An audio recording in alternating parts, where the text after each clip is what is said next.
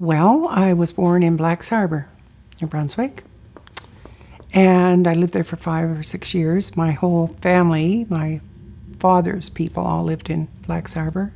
Then we went to Deer Island, and I lived there until I was 12. And then we moved to St. John, New Brunswick, and I went to St. John High. And I really feel I had the best of both worlds because as a kid, I had the freedom to run and no restrictions. I went to Teachers College in Fredericton, New Brunswick, and I met my husband there. I've met some wonderful people along the way. And when my children reached a certain age, I felt an outlet. I did a lot of volunteer work in the church and so on, and with the Kidney Foundation, and also started rug hooking. So I probably been hooking since 1972.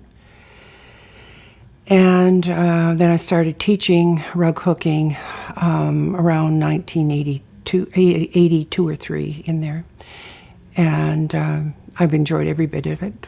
And the thing I like about it is the people you meet along the way. They inspire you and keep you going.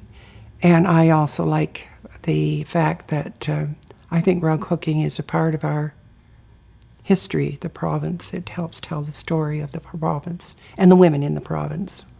Both my grandmothers rug hooked.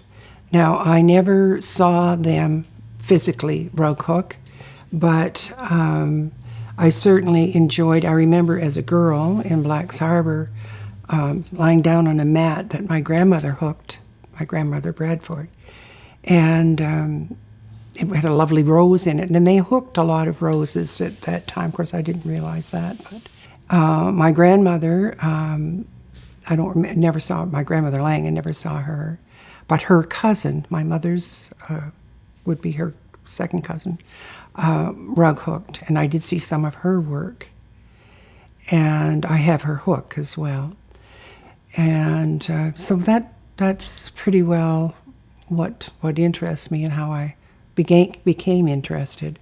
Then I started this little bit of rug hooking. I took a course first with Judy Thorpe in Fredericton. I taught through the community college in Fredericton, but I wasn't certified, and I was the only one really teaching, and I was learning as I went.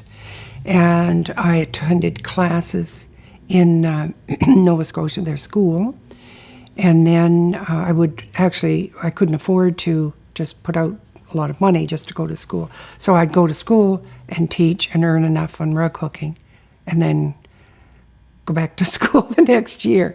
And so there was I did that for quite a few years until, but I didn't really get into it a lot until later in the 80s. But mostly I started out just hooking for my own enjoyment.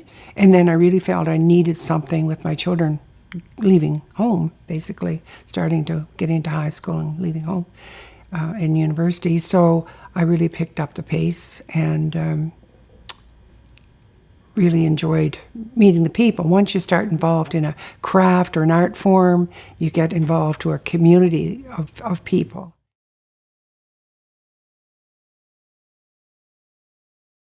I enjoy creating.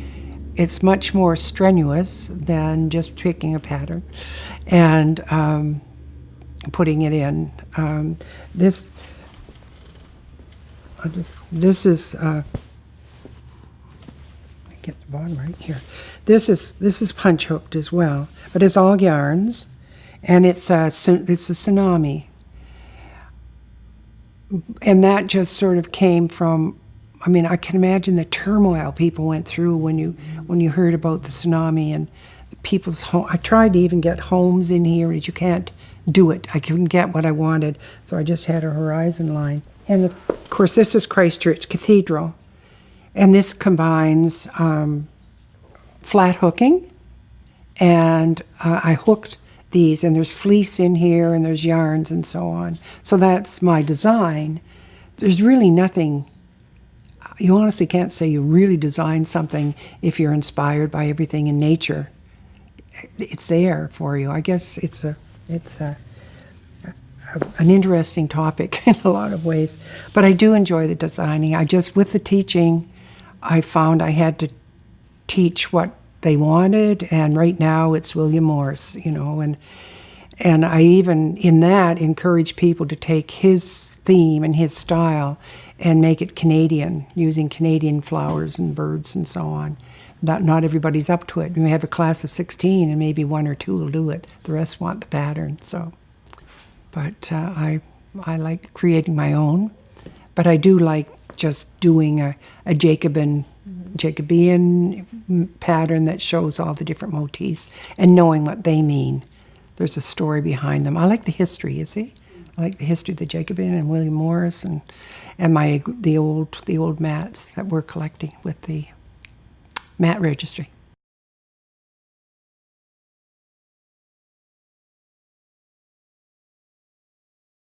I found that we were really losing a lot, and when I was trying to find things, you go to the antique dealers and you could find some, but most of them would tell you, even in the 70s and 80s, that most of the mats had left the province. The traders would come through. I never saw that. I know Mary Marshall, for instance, told me that happened, but they would trade linoleum for the mats, and that's a fact. So we lost a lot. And of course, we're still losing a lot of our culture. So I think it's important, and I do think the mats tell a story of the people, the women especially, and their time and place, because we look at their fabrics and what they use, and some of those are original designs too, although a lot of what we're getting are the Garrett designs, I must say. What we've examined, we haven't got anything from the 1800s. We have some from the early 1900s.